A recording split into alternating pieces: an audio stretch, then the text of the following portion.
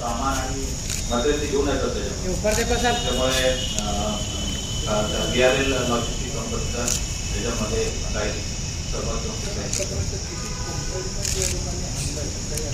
तो तपासाचा भाग आहे. कारण की आता आरोपीनं आजच काल झालेली आहे आणि परत PCR मिळालेला 18 दिवस 18 तारखेपर्यंत आणि क्राईमब्रँचचे ऑफिसर्स त्याचबरोबर ASC आणि बाकीचे सगळे टीम तपास करते.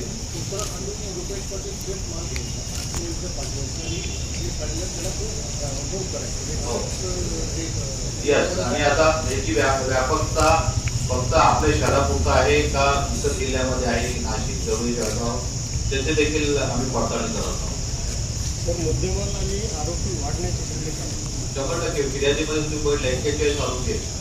आणखी वाढते. हा 12 आरोपी ताकद केलेली आहेत. बाकीचे जे शहरातल्या तिथं आहेत ते फिर्यादीमध्ये सगळ्यांची नाव आहेत. आता फेसबुक आपल्याला दिले त्या सगळ्यांची नाव नमूद आहेत. अजून वाढतो 100% वाढतील आणि या 41च्या व्यतिरिक्त आणखी तपासात जे जे काही निष्पन्न होतील ते निश्चितच वाढतील. एक मिनिट